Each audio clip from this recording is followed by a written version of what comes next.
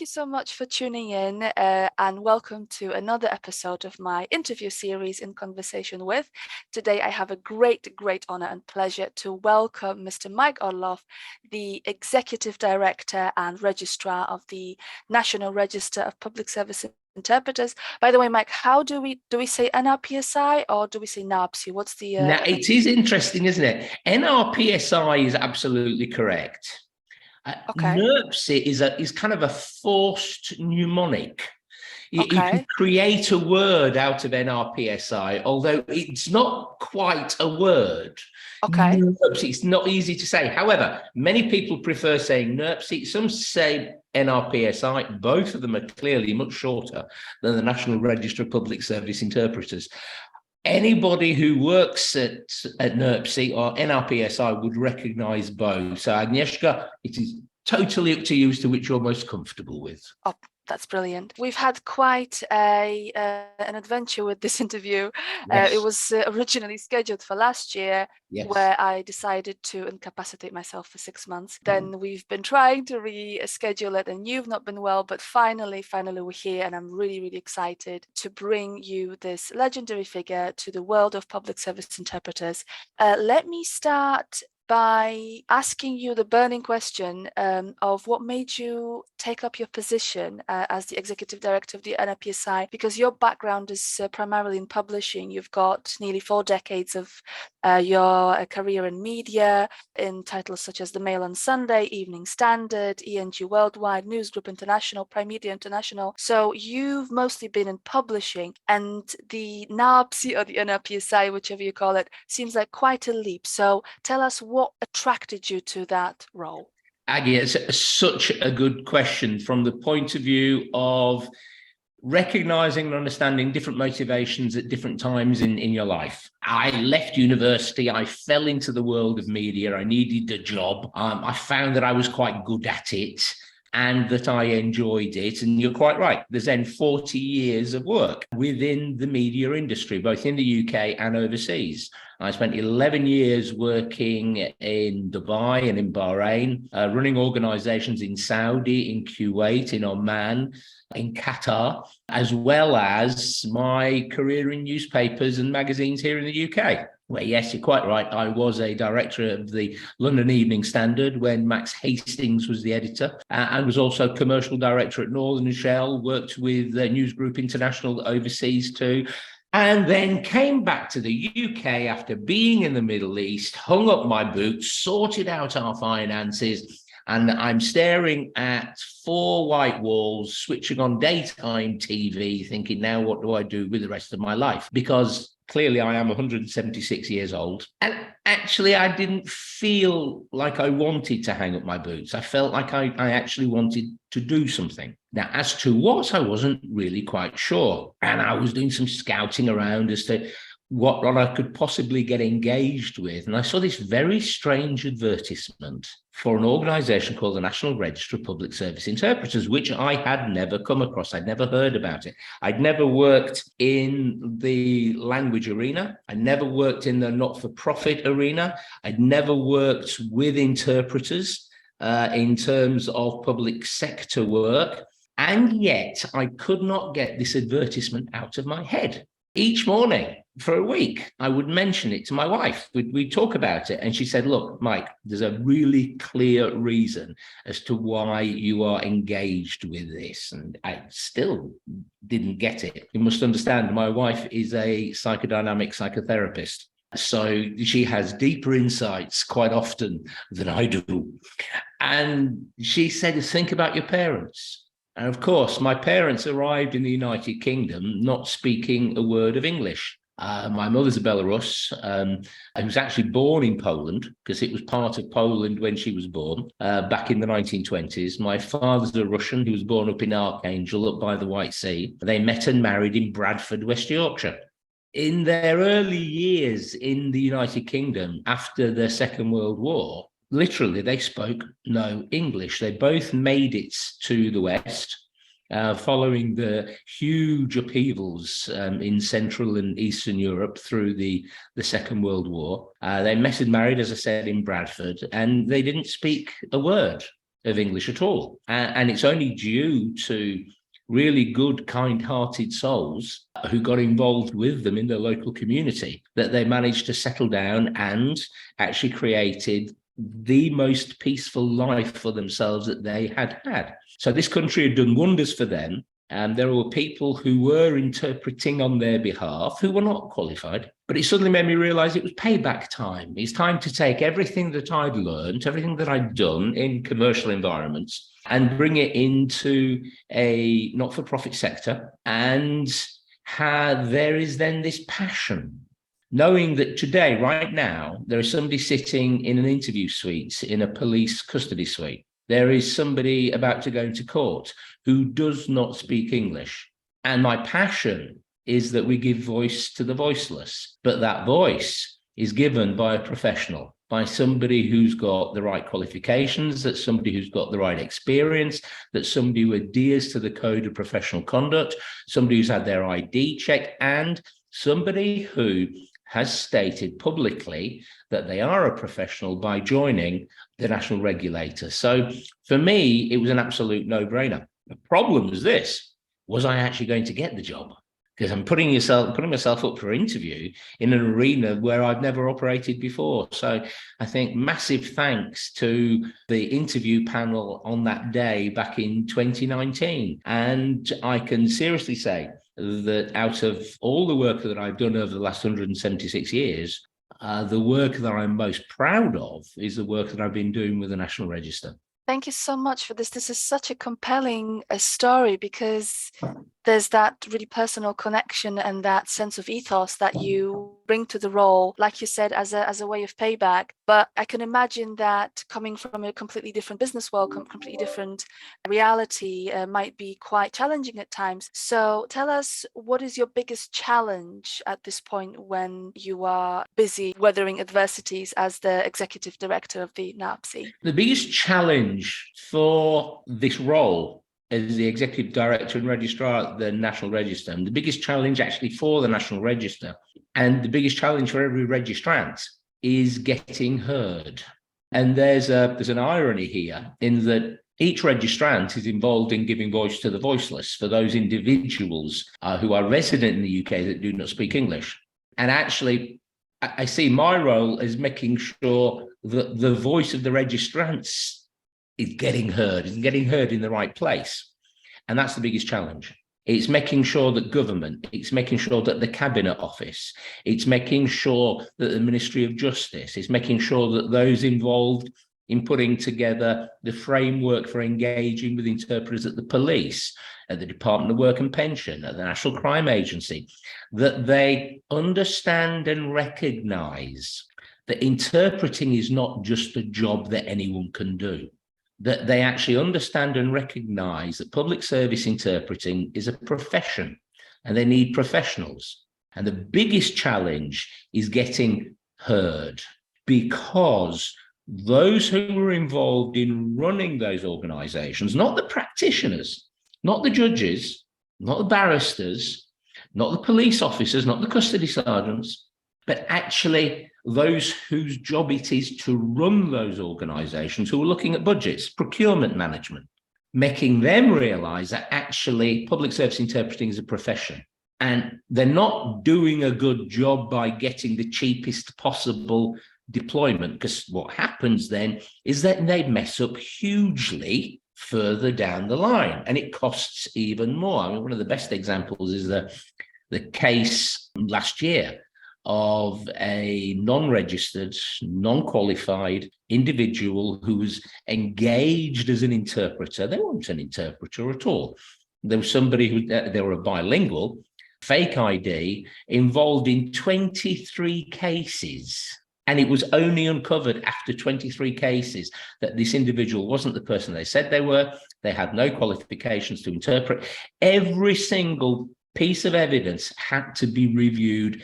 Each case had to be opened up. Now, how many millions of pounds does that cost?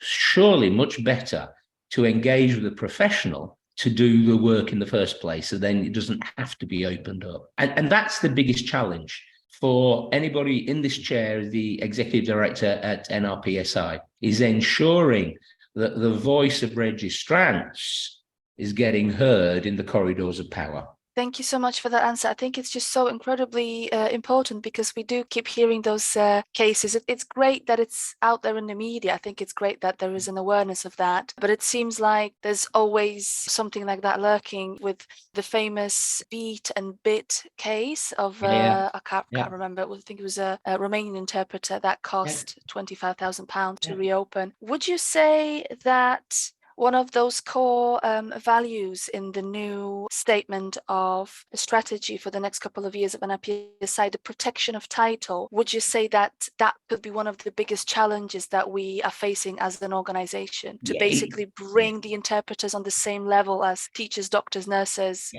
barristers? It is the ideal future. That is the aim. That's where we need to be. The objective of all the lobbying, the objective of all the cajoling, the objective of each meeting at the Ministry of Justice, each meeting with the police, each meeting with Cabinet Office, every time Baroness Cousins picks up the flag and talks on behalf of the profession of public service interpreting, that vision of statutory recognition, that vision of protection of title is absolutely core. Now, there is an inexorable inevitability to this. If we think about nursing, when did nursing first have its code of professional conduct? When was the first ever formulated code of professional conduct put together for nursing? Well, most people would point to Florence Nightingale. They'd point to the 1850s. They'd point to the setting up of a hospital in Scutari on the Bulgarian coast during the Crimean War. That is when nursing was first recognized as a profession. It wasn't until 1919, a good 70 years later, and the First World War in between as well, that state-registered nursing became a protected title. The state-registered nurse, it became statutory recognition for somebody nursing who's a professional. It took 70 years to achieve it. So we have a nascent profession. You think about when the National Register was launched. The National Register was launched nearly 30 years ago, 1994. And it was launched because of miscarriages of justice. It is not mandatory right now for public sector organisations to engage with those professionals who are registered and regulated.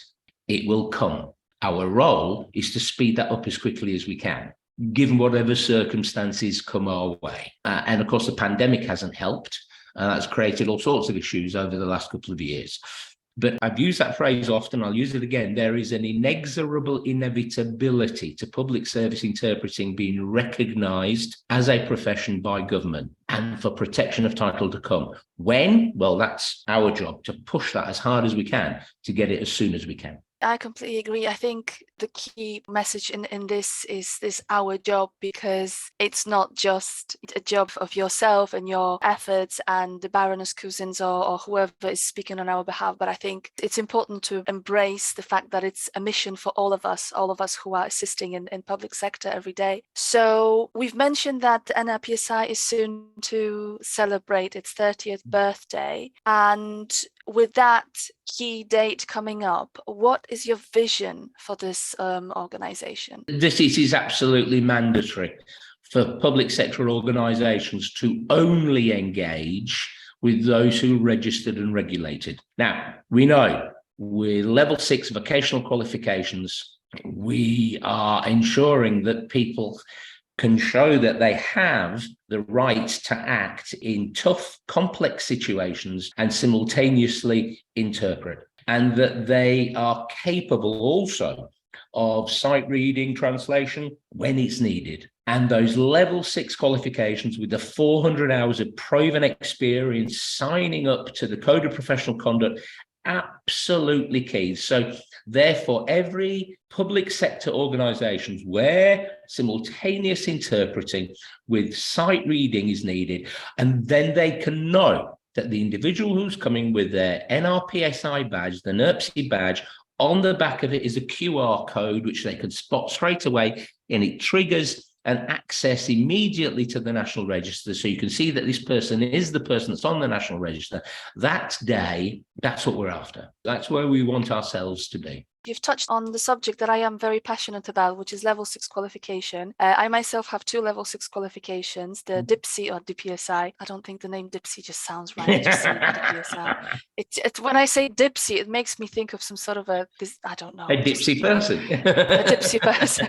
Indeed. I believe this topic may be a bit contentious. I also have a DPI, which is the Diploma in Police Interpreting, aimed at police interpreters, now defunct. That was a qualification that actually tested the ability to interpret consecutively, although to me the format of the qualification was brilliant and the consecutive element was very, very important. What is your opinion on that being withdrawn? First and foremost, let's just think about the police and recognise that actually we have amongst the police an exemplar organisation with the London Metropolitan Police. I know currently there are issues with certain parts of the Met Police, but when it comes to their handling of public service interpreting and interpreting within the London Met, they are an absolute exemplar in that it is a public sector body which recognises it should only be engaging with individuals who are registered and regulated on NRPSI. That's the first port of call. So the police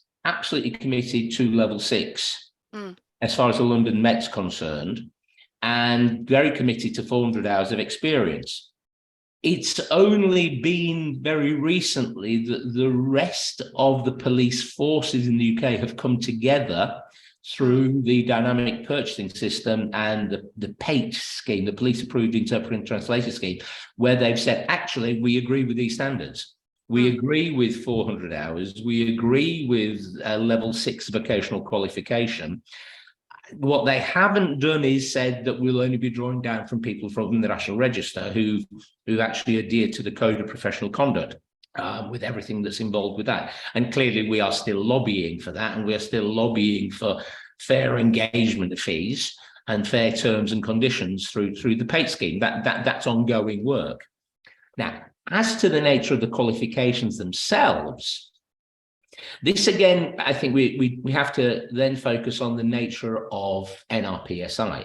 NRPSI is not an examining body. NRPSI is not Ofqual regulated and doesn't set up the exams. The exams come from the organisations that are Ofqual regulated and put those examinations out into the marketplace. So there you have the Chartered Institute of Linguists. You did have TQ UK who were doing this as well, through whom organisations such as DPSI Online and ISL would carry out their examinations, train people and carry out the examinations through a TQ UK qualification. TQ UK, as of this year in May, are stopping, but there's another organisation called ICQ that's picking up those exams. So you've got Chartered Institute of Linguists and ICQ. Now, each of them are the organisations that come up with the qualifications themselves. Now, the National Register has a qualifications committee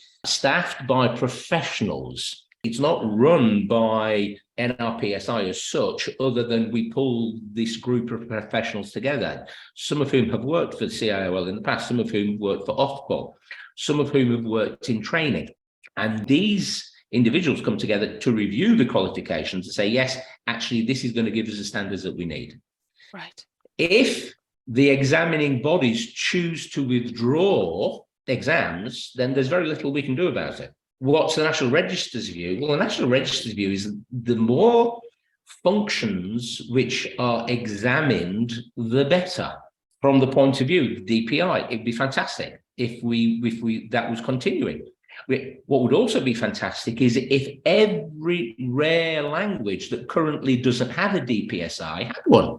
There are far too many languages right now where there's demand for individuals with that language, and there isn't a DPSI. So we have the rare language category within the National Register, as well as full status with people with the level 6 vocational qualifications. So the National Register's view is that whatever skills are needed, that those skills ought to have some form of examination, because that then is the best way to guarantee that the individual is right for that role. So were the DPI to be introduced, the National Register would embrace that very quickly. Were rare languages each to have their own DPSI, then the National Register would welcome that with open arms too. Now, we live in the real world. All of those things are not going to happen. So therefore, we have to find ways through our qualifications committee of actually checking those things. I hope that gives you an in-depth answer to the question. It's nothing that we can do anything about other than embrace when it is reintroduced, if ever it will be reintroduced. Thank you so much. That's a very valid point about the number of languages in which the DPSI is conducted, because I believe it's just short of 30, whereas there are, correct me if I'm wrong, please, about 100 languages that the NRPSI recognizes and registers registrants in, if I'm correct. That's quite a huge gap. So we talked about the NRPSI, we talked about it being a regulatory body, but I think there's still quite a bit of uncertainty or maybe lack of understanding or awareness among our community and also the wider community of users and professionals and stakeholders as to what the NRPSI is and it isn't. So could you just give us a brief whistle stop of what the NRPSI is and isn't? Thank you. Well, membership organisations, by the very definition, act on behalf of the members. So an association is a membership organisation. An association acts on behalf of those individuals who are members of that association. An association will define what individuals will need to be able to become a member of that association. And we have a number within our field, within our profession. The role of those associations is to act on behalf of those members. An institute, a learned institute, again, is acting with and on behalf of the members and to broaden knowledge about that particular profession. And again, we are blessed with some institutes within our profession that are not purely and simply for public sector interpreting, public service interpreting, but public service interpreting sits within those institutes. So there we have membership organisations, and let's list some of them: the APCI, the AIT, SOMI. There we have associations, CIOL, ITI, our institutes. Now, the role of the institutes, the role of the associations to act on behalf of their members, as indeed are unions. A union is there to act on behalf of its members. And we have unions within our org, within our arena. And there are many public service interpreters who are members of NUPIT, which is part of Unite, and that's the union for those involved in interpreting and translation.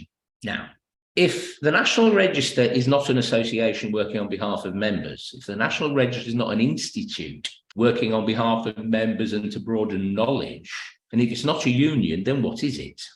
It is a regulator. Now, what does a regulator do? A regulator's role is to ensure that those professionals working within that field have got the right qualifications, the right experience, that their ID has been checked, and that they adhere to a code of professional conduct, linked with a professional conduct process and protocol where there's a professional conduct committee and a disciplinary committee that's involved to ensure that those who carry the badge of that profession, the NRPSI badge, actually fulfill what they're supposed to be doing. And if there's a complaint against them, that complaint will be heard. That's the role of the regulator. So who's the regulator acting on behalf of? The regulator of doctors, who are they acting on behalf of? They're acting on behalf of the patients, aren't they? To make sure that the doctor delivers for the patient. The regulator of nurses, who's the regulator of nurses acting on behalf of? Acting on behalf of patients to make sure that the nurses are doing the job that they're supposed to do. The regulator of teachers. Who's the regulator acting on behalf of? Acting on behalf of the kids, the school kids, to make sure that the teachers are doing a proper job. Last year, as many people know, I had some cardiac issues and had to start doing some gym work as part of making sure that my heart was getting fit again. And at my local gym, all the gym instructors who work in that gym pay a fee to work in that gym. They actually pay the gym some money to be able to work in the gym. not one of them is regulated by the voluntary regulator of personal trainers, because there is one. There's a regulator of personal trainers. Not one of them is regulated. So, yeah, I'm not that keen. So the gym that was then next closest to where I live, every single one of the physical trainers who work in that gym have to show that they have been accredited by the regulator of personal trainers. Now, it's not mandatory. A personal trainer doesn't have to be regulated, not unlike our world with public service interpreting. How do I, as a member of the public, feel about which gym do I want to go to? Which gym do I want to go to? The gym where every single one of the personal trainers has been accredited by an independent regulator, or go to a gym where not one of them is regulated? Actually, it's cheaper for me to go to the non-regulated gym, but it's more expensive to go to the regulated gym. Given I'm going to be looking for somebody to work with my heart, which one do I choose? Which one do I go to? Slightly more expensive, you betcha. I go to the one where I know that this individual's been checked, their ID's been checked, their qualifications have been checked, their experience has been checked, and so far, touch wood, it's all working out. That's the role of the national regulator.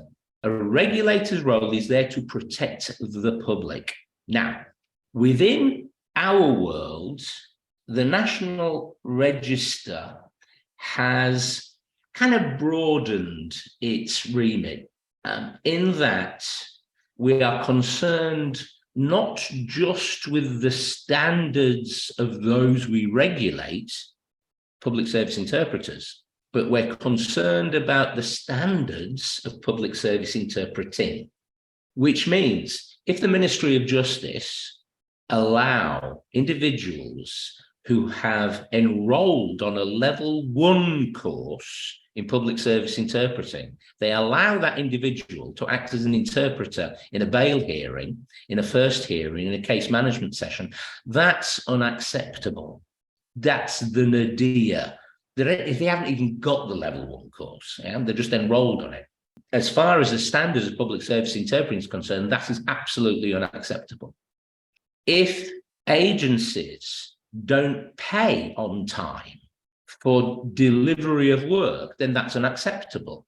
If an agency subcontracts to another agency and that agency then goes into voluntary liquidation, owing many hundreds of interpreters money, that is unacceptable and below the standards that we should be fighting for in public service interpreting. So the National Register of Public Service Interpreters' number 1 job, protection of the public, ensuring the standards of those who are regulated are up to where they should be, and having a thorough regulatory authority, but at the same time, also protecting the standards and fighting for standards in the broader arena of public service interpreting. So that's the job of NRPSI, not an association for members, not an institute for members, not a union, protecting the public, acting on behalf of standards within public service interpreting. I hope that kind of puts it into perspective as to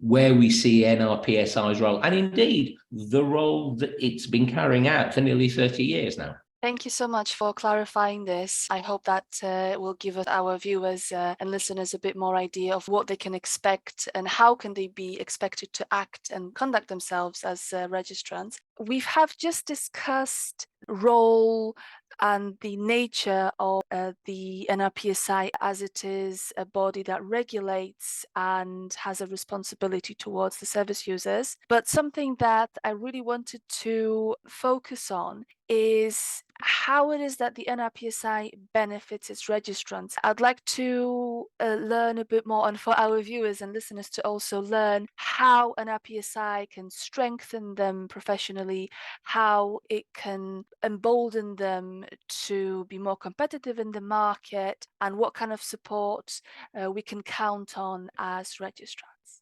That question actually covers 2 very distinct parts. One is how the National Register can help registrants promote themselves, and the other is how the National Register can help protect them as well, protect registrants. First thing to recognise, of course, is that the National Register is not an agency. The National Register's role is not to go out and find work. As the regulator, that's not what it's about. However, with the fact that the National Register has a free-to-access website where the National Register exists, so that each individual registrant has basically got their own web presence. And each registrant can amend that web presence and change it so that it actually suits them and talks about them more. And it's something that we've been talking about through the newsletters. We've been encouraging registrants to open up their entry on the National Register and to use keywords about themselves. The more keywords there are, like interpreting, public service interpreting, interpreter, public service interpreter, listing your languages, listing any specialities, court work, then when a searcher is looking for somebody, is looking to somebody to fill an engagement, they can actually find them much more quickly because those keywords will trigger on search. So the website entry on the National Register itself is something which the registrants can take advantage of. More than that, the National Register has also published a heck of a lot of useful marketing tools, such as the Proud campaign, such as the logos that can be used on email addresses and on hard copy and indeed on invoices. Now, by using that material, you show to anybody that you communicate that you've got the power of the voluntary national regulator behind you. And that in itself can really help to ensure that the registrant is getting seen in a very positive light. Why? Because the National Register very clearly shows that your qualifications have been checked, your experience has been checked, your ID has been checked, your right to work has been checked, your security clearance. So all of that's been done. And if there is anybody in the public sector who's looking to find somebody, then they can be guaranteed of that. Now, remind them, use the Proud to Be logo, use the I'm a NRPSI interpreter logo, and certainly put it on your invoices, that's for sure, especially if you're doing off contract work with the Ministry of Justice, because that will actually help speed up payments. Another very key tool, which I don't think many registrants make enough use of, if you think about the ID card, you turn the ID card round, on the back, there's a scan code. There's a QR code that you can scan. I don't there know you go. if you can, there's a scan you can code. see it. It's now, a QR code. If you're actually arriving at a police station, if you're arriving at a court, if you're arriving in any engagement arena, and you want to ensure that your ID is being checked, you can hold this up and say, please scan this, and it will take you directly to my entry on the National Register. If there is a pseudo interpreter who comes along, who's been sent by an agency, and they can't do that, then clearly that marks you a lot higher standing than the person who can't do it. So I would heartily recommend that registrants make much greater use of that code. Saying, want to check who I am? I think you should check who I am. Have a look, scan this, and it'll take you straight to my entry on the National Register. And of course, if on that entry you've added all the comments about your specialities, that's going to help you sell yourself as well. Let's think about protection. Imagine a complaint comes in against you, and imagine that that complaint is pure hearsay. There is no evidence to back it up. The National Register, on receipt of that complaint, will kick it out and will say, no, there is no complaint to be handled here. This is hearsay, and it's gone. Because often we see very many malicious complaints come in, which at the National Register, at the registrar level, we kick out because there's no evidence behind it. If you're not on the National Register and a complaint goes in about you to an agency, that can mean that actually you can lose your work, because agencies are nowhere near as rigorous when it comes to handling complaints, and are nowhere near as rigorous when it comes to having complaint processes. So if there's a complaint against you and a complaint is going into the agency, if you're a registrant, say, hang on a minute, I'd like the National Register to handle the complaint, then you know that you've got the power of the independence of the National Register's Professional Complaints Committee and Disciplinary Committee behind you. So it is a protection for registrants. And we have had some cases where there have been individuals who have lost work because a complaint has gone into the agency, but had that registrant said, I'd like that complaint also to be handled by the National Register, then the National Register would have almost certainly been able to clear the individual from that complaint without then having to lose work through the agency. So the Professional Conduct Committee, the Disciplinary Committee, handling of complaints is a protection for those who are regulated by the National Register. It's not something to be fearful of. You've got the Code of Professional Conduct. If you abide by that Code of Conduct, then any complaint that comes against you is actually likely to fail. And therefore, you've got the National Register there to protect and look after you. One other form of protection is when it comes to invoices not being paid. Now, historically, the National Register hasn't really got involved on individual cases, but there's been such an explosion in the last few years of late payments, of no payments, of hurdles to actually people receiving their money. The National Register has run a number of webinars on how to manage your business better, how to ensure that your invoicing is right, how to follow that through, how to ensure that you've got an order, how to make sure that you've actually got not just a verbal request for an engagement, but you've actually got written requests. If it's through an agency, that you're following all their protocols. If it's an off contract with the Ministry of Justice, you find out who needs to be invoiced and when and how, because there are about 5 different types of approaches that courts can use, and they will often prove to be difficult for individuals to get their money. If we know about it, if the registrant tells us, says, look, I've done everything right, here's the person, here's the job number, here's the invitation for us to do the work, here's the proof that I did the work, here's my invoice, and I'm still not getting paid. As far as the National Register is concerned, this is a drop in standards within our ecosystem. The National Register is absolutely committed to upholding standards. So therefore, on an individual basis, to uphold standards, we will get involved. And we have been in touch with the Ministry of Justice headquarters about courts not paying. We have been in touch with agencies when they've not paid an individual, and it's proved very successful. So an individual registrant, by being on the National Register, has the power of the National Register behind them in terms of helping them market themselves, in terms of protecting them against complaints, and also being available to help with chasing of invoicing when they're not being paid.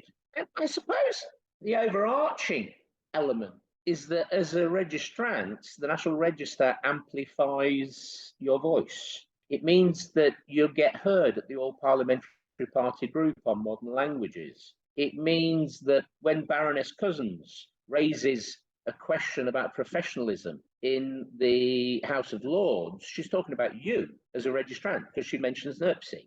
Every time NRPSI has a meeting with the police to improve standards, every time the National Register launches an MP campaign, such as the current one, with as far as the NHS bad practice is concerned, you actually have the National Register there to amplify your voice, and your voice can be heard. So I suppose that's a long way of saying we'll help you market yourself with everything that the National Register supplies. We'll help protect you because of the Professional Conduct Committee and the Disciplinary Committee, and we'll help you chase for your money with invoicing, and we'll make sure that your voice is heard in the corridors of power. That's a very, very comprehensive packet of support that the interpreters can count on, and hopefully in the future translators, once the National Register of Translators is up and running, fingers crossed. But there's also something that is a very big passion of mine that I wanted to raise when it comes to the NRPSI, and that's CPD, because there's also quite a lively section on the website, which again is free for everyone to browse. It can be a registered user. Can you tell us a bit more about that as well? Surely. Well, the news pages are active. We try to ensure that as much information as is possible is put up on the news pages, which is of relevance for those involved in public sector language services. And that covers all sorts of different elements, from calls by research being carried out in universities where they need to speak to individuals in the world of public service interpreting, all the way through to the latest news as to what's going on with all the different public sector organisations. As part of the news, we will also broadcast CPD offerings. Now, the National Register doesn't run any CPD itself. Currently, it's not mandatory for individuals to actually partake in CPD. It is warmly welcomed, and we encourage people to get involved in as much CPD as they possibly can. Thankfully, there are many organisations which do offer a lot of CPD. Chartered Institute offers CPD, which is often can be accessed by people who are not CIOL members. The ITI offers CPD, which can often be accessed by individuals who are not members of the ITI. And then there's our specific associations within our world, like the Association of Police and Court Interpreters, the Association of Interpreters and Translators, the AIT, who run a lot of CPD, particularly the AIT. AIT runs very many CPD. All these organisations send through their CPD calendars. You also have training organisations like DPSI Online and ISL will also send through their calendars of CPD. Much of this is free to access. Some of it costs, but much of it is free to access. Everything that is sent to us will be promoted through the news pages. And if you click on the news page on the website, there's a drop-down menu on the left-hand side. And if you click on CPD, that will list all the different CPD offerings that we've been made aware of, which we then publish actually on the website. Heartily recommend that's used. Thank you so much. That's really useful to know that this is also something that the NRPSI offers. And just to touch on the matter of the entry that one can edit when they become a registrant. In one of your Proud to be the NRPSI registrant events, you've mentioned that there is quite a lot of things that you can customize and update when it comes to your entry. And indeed, if I'm, for example, looking for someone in a language that I don't work in, I would be quite drawn to someone who has an extensive list of qualifications. So it's not just phone number, website, email, but there's more things that you can put into your personal entry. Yeah. You can turn it into your own web page, because it's actually got a URL. It's actually got on the top, you can actually copy that link and you can put that link into your own promo material and people can hit the link and it'll take them directly to that. And if you fill that out with as much detail as possible, that's going to help you market yourself. You don't have to create your own web page. You've got a web page, you just have to make more use of it.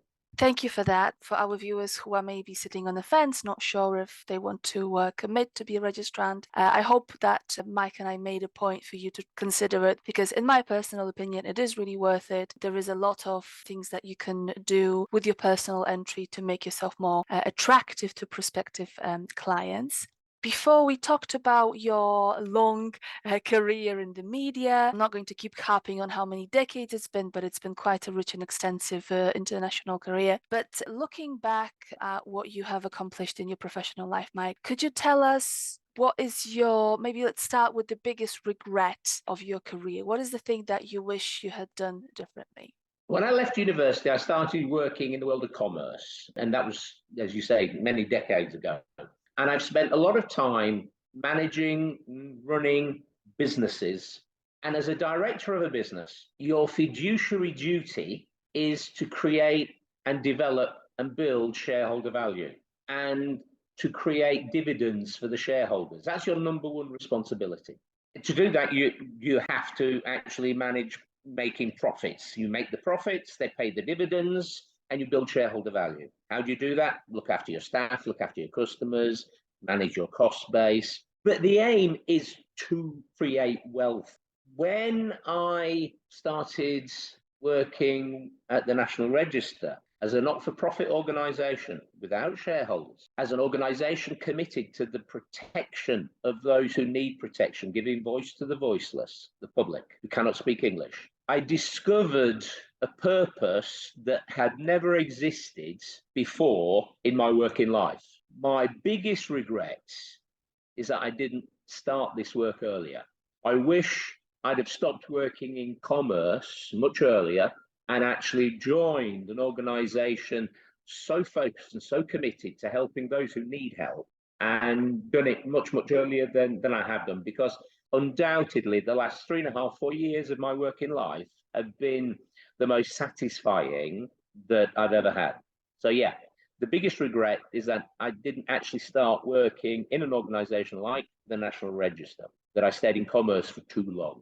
Well, I think we're all happy to hear that you enjoy your tenure at the NRPSI, which is going to be around 4-year anniversary this May. So we started with the negative, and when it comes to the positive, what is your biggest achievement, your personal thing that you're the most proud of in your career? Never putting up with bullies, never crossing my own personal ethical code.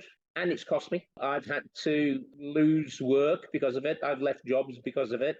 But I've always cleaved to a centre, an ethical centre. And again, that's much easier working in a not-for-profit organisation than it is in a commercial organisation. So that's the thing I'm most proud of. I'm most proud of always being focused on doing the right things rather than just doing things right, putting it that way. Making sure the right things get done rather than just doing things right. There's a big difference. There is so often you're called in commercial organizations to sail very close to the wind and often step over. And I haven't. I've never done that. That's really, really profound. Thank you for that. So we've learned about your professional life. Tell us, when you're not being at the helm of the NRPSI, what do you like to do in your spare time? How do you unwind? I'm a voracious reader and I'm an avid historian. So were you to come to my library, you would see many hundreds of books about history, about military history in particular, and you'd find it very difficult to drag me away from them. What might drag me away from them would be music. Music's a very important part of my life. Everything from medieval Gregorian chants to glorious Renaissance music, Baroque, all the way through classical and into very modern work like Arvo Päert's work. And of course, enjoying bands. My first ever concert I went to see was David Bowie and Ziggy Stardust from Mars concert in 1973. That dates me. Bruce Springsteen's coming on tour in the summer. I will be there. I'm still that old rocker as well. Dining out, spending time with my wife, the two of us. She's very busy with her professional life as well. We struggle to find time with each other. We make sure that we get time with each other. And the two of us adore dining out. And we're blessed to be in one of the most exciting cities in the world, London. There are so many restaurants to enjoy. So reading, history, music, time with my wife, damn fine eating. Those are the things that I spend my time on. Thank you so much for that. Thank you so much for carving out some time out of your incredibly busy schedule, Mike, and sitting down and chatting to us about the NRPSI. I will be posting links to the website and all the resources that you can find. I do really encourage everyone to become a registrant. It's an investment, but it's a really good investment. And I hope you will consider this because it's a really important step in your professional life. Thank you again, Mike. So thank you so much again, and hopefully we'll see you soon. Aggie, thank you very much, and goodbye, everybody. That's my pleasure. pleasure. Take care now. Take care. Goodbye. Bye. Bye-bye. Bye. Bye-bye.